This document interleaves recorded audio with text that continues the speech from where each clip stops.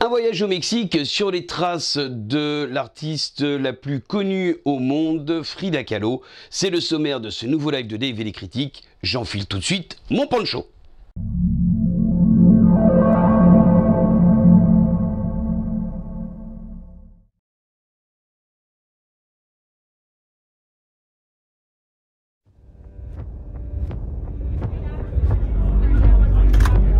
Frida Kahlo is accepted worldwide as one of Mexico's most prominent painters. Et voilà, j'ai revêtu le poncho mexicain parce qu'effectivement nous allons parler de l'artiste mexicaine la plus connue au monde, à savoir Frida Kahlo. Frida Kahlo, c'est une artiste, peintre, sculpteuse qui a également beaucoup écrit sur sa vie, sur ce qu'elle ressentait, sur son pays. Elle est née en 1907 et elle est décédée en 1954 à Mexico. Frida Kahlo, elle est surtout connue pour des œuvres, des peintures, notamment des autoportraits. Ce que l'on sait un peu moins, c'est que ces autoportraits eh bien, étaient un reflet de sa vie, de ses souffrances et de ses amours. Le réalisateur qui avait beaucoup travaillé pour la télévision et notamment pour des chaînes comme CNN, Giovanni Troilo, a décidé de dresser ce portrait de cet artiste.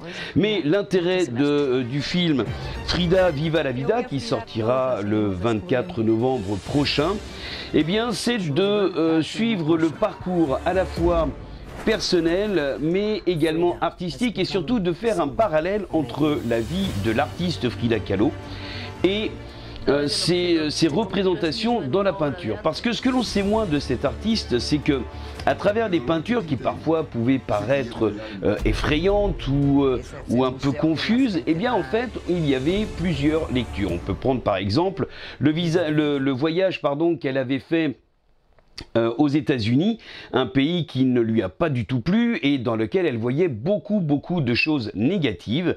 Eh bien, elle le retranscrit dans un tableau dans lequel on voit Frida, donc elle se représente, et juste derrière, on voit les États-Unis tels qu'elle les voit, avec des couleurs très grises, très sombres, presque un peu effrayantes, et à ses pieds, eh bien, il y a de la couleur, il y a les représentations de son pays, le Mexique. C'est également lorsqu'elle fait une fausse couche, puisqu'il faut savoir que Frida Kahlo a eu un accident lorsqu'elle était enfant et que cet accident lui a meurtri le corps au point de ne jamais pouvoir avoir d'enfant. Une blessure qui ne cessera de la ronger tout au long de sa vie. Et elle le représente également dans ses peintures. Et on va retrouver aussi dans ses peintures l'amour qu'elle voue à Diego Rivera, un artiste peintre qu'elle a rencontré, avec qui elle va avoir une relation tumultueuse puisqu'ils vont se marier, ils vont rester ensemble quelques années, se séparer, puis revenir ensemble, et ça jusqu'à la fin de la vie de Frida Kahlo. D'ailleurs, c'est très intéressant parce que dans le documentaire, on a plusieurs spécialistes de l'artiste qui vont intervenir et notamment une conservatrice du musée dédié à Frida Kahlo à Mexico qui va montrer l'urne funéraire dans laquelle reposent les cendres de l'artiste et dans laquelle Diego Rivera a déposé des vêtements proches qui lui rappelaient sa femme et donc qui montrent tous les sentiments et toute l'affection qu'il avait pour Frida Kahlo. Le documentaire est touchant et intelligemment construit et c'est surtout l'occasion pour les néophytes comme pour les fans, de pouvoir redécouvrir ou tout simplement découvrir l'œuvre de cet artiste que l'on ne connaît finalement que très peu ici en Europe ou en France en tout cas, notamment parce qu'on connaît un ou deux de ses autoportraits, mais on ne connaît pas réellement la vie tumultueuse et remarquable de Frida Kahlo, artiste mexicaine qui pourtant est la plus connue dans le monde. L'intérêt de ce documentaire, donc, c'est effectivement de pouvoir aussi décrypter un peu, même beaucoup, les tableaux de l'artiste et de mieux comprendre le sens qu'il lui donne. Alors pourquoi Viva la Vida?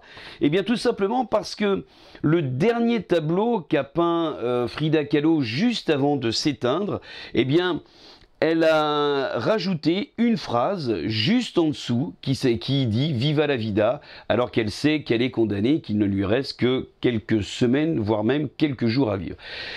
Si vous avez l'occasion de voir ce film Frida Viva la Vida de Giovanni Troilo, eh bien je vous invite vraiment à aller le voir.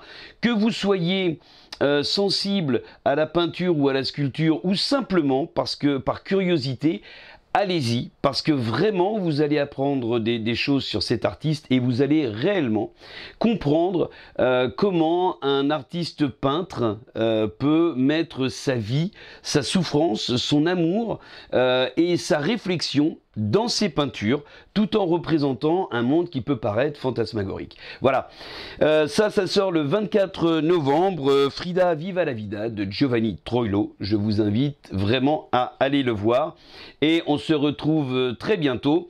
N'hésitez pas à aller sur le site dvdcritique.com, n'hésitez pas à partager cette vidéo, à l'aimer évidemment et puis surtout à très bientôt.